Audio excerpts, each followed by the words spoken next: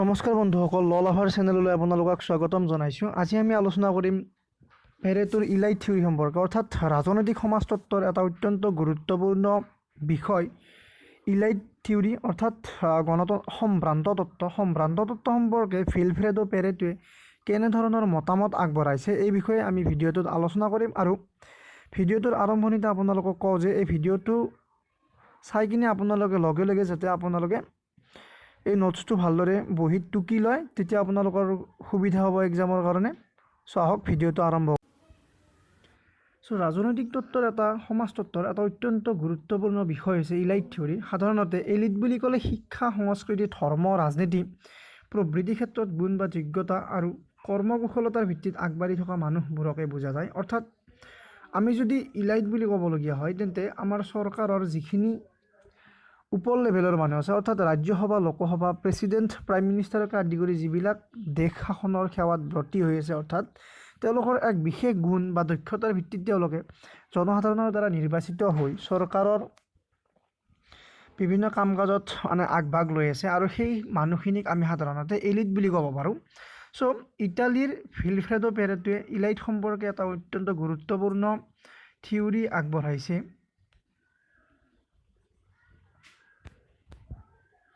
তেওঁৰ the rise and falls of elite, অৰ্থাৎ the rise and falls of elite হ'ল এখন উল্লেখনীয় গ্ৰন্থ, যিখন গ্ৰন্থ পেৰেটোৱে ৰচনা কৰিছিল। আৰু এই গ্ৰন্থখনত তেওঁ ইলাইট সম্পৰ্কে অত্যন্ত বিশদভাৱে বৰ্ণনা কৰিছে। তেওঁলোকে গুণ, দক্ষতা আৰু উৎকৰ্ষতাৰ ভিত্তিত শ্ৰেষ্ঠ, আৰু এই মুষ্টিমেয় মানুহবোৰেই হ'ল শাসক। অৰ্থাৎ আমাৰ সমাজ ব্যৱস্থাত শাসক শ্ৰেণীৰ মানুহখিনিক আমি ইলাইট বুলি ক'ম, আৰু এই শাসক শ্ৰেণীৰ মানুহখিনি সংখ্যাত যথেষ্ট তাকৰ।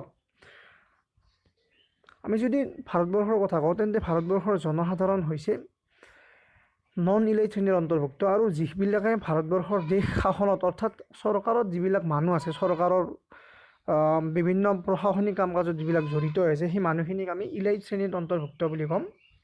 চ' পেৰেটোই এলিটসকলক দুটা ভাগত ভাগ কৰিছে, অৰ্থাৎ there are two types of elite. এটা হ'ল ৰুলিং ইলাইট আৰু আনটো হৈছে নন ৰুলিং ইলাইট। অৰ্থাৎ ৰুলিং ইলাইট মানে কি, যে যিবিলাক শাসনত ব্ৰতী হৈ আছে, অৰ্থাৎ শাসক এলিটসকল হ'ল সমাজৰ সেইসকল উৎকৃষ্ট মানুহ যিবোৰে ৰাজনীতি আৰু প্ৰশাসনৰ লগত যুক্ত চৰকাৰী ক্ষমতাৰ ওপৰত প্ৰভাৱ বিস্তাৰ কৰে। অৰ্থাৎ আমি ভাৰতবৰ্ষত যিসকলে দেশ শাসনৰ সেৱাত ব্ৰতী হৈ আছে, অৰ্থাৎ চৰকাৰৰ বিভিন্ন নেতা, পালি নেতা বা প্ৰধানমন্ত্ৰী, ৰাষ্ট্ৰপতি, আমি সকলক আমি শাসক এলিট বুলি ক'ম। আৰু যিসকলে শাসক এলিটৰ উদাহৰণ হিচাপে আমি সাধাৰণতে আইনসভাৰ সদস্য, মন্ত্ৰীসকলৰ কথা ক'ব পাৰোঁ। অৰ্থাৎ লোকসভা বা ৰাজ্যসভাৰ যিবিলাক সদস্য আছে তেওঁলোকক ক'ব পাৰোঁ। তেওঁলোকৰ বেছিভাগেই বিভিন্ন ধৰণৰ যোগ্যতা আছে, আৰু প্ৰশাসনৰ বাহিৰে সমাজৰ আন সকলো ক্ষেত্ৰত, যেনে শিক্ষা, সংস্কৃতি আদি সকলো ক্ষেত্ৰত, ধৰ্ম, অৰ্থনীতি আদি বিভিন্ন ক্ষেত্ৰত থকা যিবিলাক উৎকৃষ্ট মানদণ্ডৰ মানুহ আছে, সেই মানুহখিনিক আমি ইলাইট বুলি ক'ব পাৰোঁ।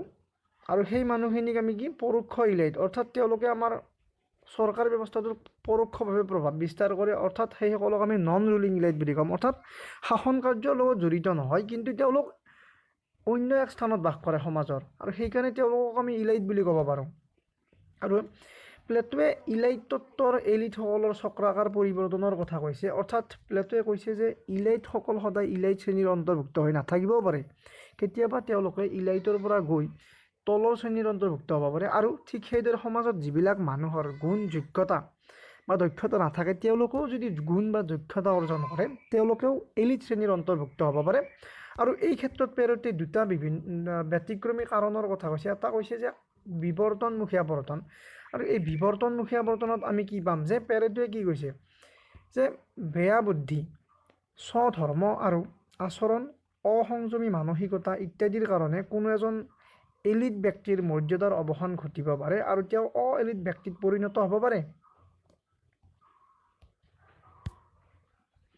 ডেট মিনছ কি, যে আমাৰ যদি ভাৰতবৰ্ষৰ প্ৰধানমন্ত্ৰী বিভিন্ন গুণ বা দক্ষতা থকাৰ বাবে তেওঁক ভাৰতবৰ্ষৰ জনসাধাৰণে নিৰ্বাচিত কৰি দেশ শাসনৰ কৰাৰ বাবে, কিন্তু তেওঁ যদি বিভিন্ন ধৰণে কৰাপ্টেড হয় বা তেওঁ যদি বিভিন্ন বেয়া গুণ অৰ্জন কৰে তেন্তে তেওঁ এলিটৰ পৰা নন এলিট শ্ৰেণীত অন্তৰ্ভুক্ত হৈ যাব পাৰে। আৰু যদি আমাৰ সমাজৰ এজন সাধাৰণ মানুহ যদি বিভিন্ন ধৰণৰ গুণ দক্ষতা অৰ্জন কৰে তেওঁ মানে এলিট শ্ৰেণীৰ অন্তৰ্ভুক্ত হৈ যাব পাৰে। আৰু ঠিক সেইদৰে পেৰেটোৱে নাম্বাৰ 2 কৈছে যে বৈপ্লৱিক আৱৰ্তন, অৰ্থাৎ বৈপ্লৱিক আৱৰ্তনৰ জৰিয়তেও সমাজত এলিটসকলৰ পৰিৱৰ্তন হয়। আৰু এই বৈপ্লৱিক আৱৰ্তন মানে কি যে আমি এতিয়া যে কি দেখা পাইছোঁ যে আমাৰ চৰকাৰত থকা যিখিনি এলিট মানুহ আছে অৰ্থাৎ শাসক এলিট, এই শাসক এলিটসকলে আমাৰ নন এলিট অৰ্থাৎ যিবিলাক আমাক শাসিত জনসাধাৰণক যদি বিভিন্ন ধৰণে শোষিত কৰে বা নিৰ্যাতন চলায় তেন্তে এই শোষিত জনসাধাৰণে বিভিন্ন ধৰণৰ গুণ বা দক্ষতা অৰ্জন কৰি তেওঁলোকে বিপ্লৱ কৰিব। আৰু এই বিপ্লৱৰ জৰিয়তে তাৰমানে তেওঁলোকে চৰকাৰখনৰ পৰিৱৰ্তন আনিব আৰু এই পৰিৱৰ্তন আনি সেই এলিট শ্ৰেণীৰ জনগোষ্ঠীটোক তেওঁলোকে নিম্ন পৰ্যায়ৰ শ্ৰেণীলৈ ৰূপান্তৰিত কৰিব আৰু বিপ্লৱৰ জৰিয়তে জনসাধাৰণে এলিট শ্ৰেণীৰ অন্তৰ্ভুক্ত হ'ব পাৰিব। আৰু এনেদৰে পেৰেটোৱে চক্ৰাকাৰ আৱৰ্তনৰ কথা কৈছে।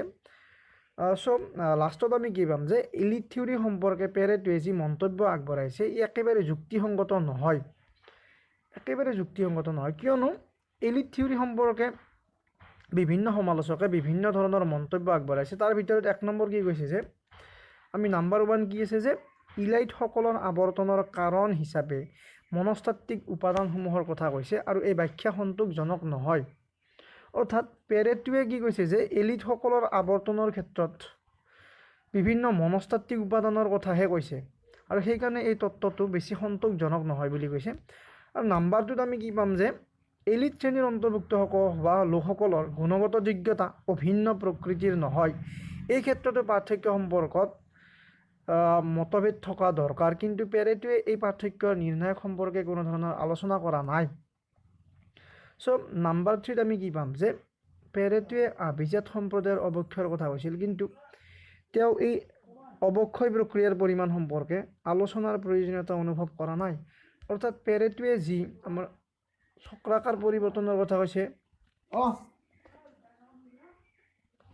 চক্ৰাকাৰ যি পৰিৱৰ্তনৰ কথা কৈছে এই চক্ৰাকাৰ পৰিৱৰ্তনৰ যিবিলাক কাৰণ দেখুৱাইছে এই অৱক্ষয় প্ৰক্ৰিয়াটোৰ পৰিমাণ সম্পৰ্কে ভালদৰে তেওঁ আলোচনা কৰা নাই বুলি কৈছে। আৰু নাম্বাৰ 4 সমালোচনাত কি কৈছে যে পেৰেটোৰ এই তত্ত্বৰ সিদ্ধান্তসমূহ সকলো ক্ষেত্ৰতে ঐতিহাসিকভাৱে সমৰ্থিত নহয়। পেৰেটোৰ এই তত্ত্বটোৰ অৰ্থাৎ এলিট তত্ত্বটোৰ এটা অত্যন্ত গুৰুত্বপূৰ্ণ সমালোচনা হৈছে যে এই মতবাদটো ঐতিহাসিকভাৱে সমৰ্থিত নহয়। গতিকে আমি বিভিন্ন ধৰণৰ এনেকুৱা ধৰণৰ সমালোচনাৰে এই পেৰেটোৰ এই তত্ত্বটো সমালোচিত হোৱা দেখা যায়। কিন্তু বিভিন্ন ধৰণে সমালোচিত হ'লেও এই তত্ত্বটো সামাজিক বা ৰাজনৈতিক বিষয়ত বস্তুনিষ্ঠ দৃষ্টিভংগী গ্ৰহণ কৰি আহিছে। আৰু পেৰেটোৰ দৃষ্টিভংগী আছিল প্ৰায়োগিক, অৰ্থাৎ পেৰেটোৱে যি দৃষ্টিভংগী আগবঢ়াইছিল এই দৃষ্টিভংগীটো অত্যন্ত প্ৰয়োজনীয় আছিল আৰু সেইকাৰণে তেওঁক বহুতে ৰাজনৈতিক সমাজ বিজ্ঞানী হিচাপে অতি উচ্চ স্থান দিছে। আৰু জনসাধাৰণৰ মাজত আৰ্থ সামাজিক বা শ্ৰেণীবিন্যাস বা আন কোনো ধৰণৰ গোষ্ঠীক পেৰেটোই মানি লোৱা নাই। তেওঁ কেৱল মনস্তাত্ত্বিক স্বতন্ত্ৰতা আৰু ইয়াৰ ভিত্তিত শ্ৰেণীবিন্যাস স্বীকাৰ আৰু এনেবোৰ দিশৰ পৰাই এই দৃষ্টিভংগীটো ৰাজনৈতিক তত্ত্বত বিশেষভাৱে গুৰুত্বপূৰ্ণ বুলি বিবেচিত হৈছে। আমি এই তত্ত্বটোত কি পাইছোঁ যে এলিটসকলৰ কথা পাইছোঁ যে এলিটসকলে আমাক জনসাধাৰণক শাসন কৰিব আৰু তেওঁলোকৰ বিভিন্ন ধৰণৰ গুণ বা দক্ষতা থাকিব আৰু তেওঁলোক কি হ'ব সংখ্যাত কম হ'ব আৰু তেওঁলোকে আমাক শাসন কৰিব। আৰু কিন্তু আমি পেৰেটোৰ এই তত্ত্বটোৰ পৰা এটা কথাই আমি গম পাম যে সমাজৰ যিবিলাক উন্নত মানদণ্ডৰ মানুহ আছে অৰ্থাৎ এলিট শ্ৰেণীৰ লোকসকল কেতিয়াবা এলিট শ্ৰেণীলৈ ৰূপান্তৰিত হ'ব পাৰে আৰু এলিট শ্ৰেণীৰ লোকসকলেও কেতিয়াবা এলিট শ্ৰেণীৰ অন্তৰ্ভুক্ত হ'ব পাৰে।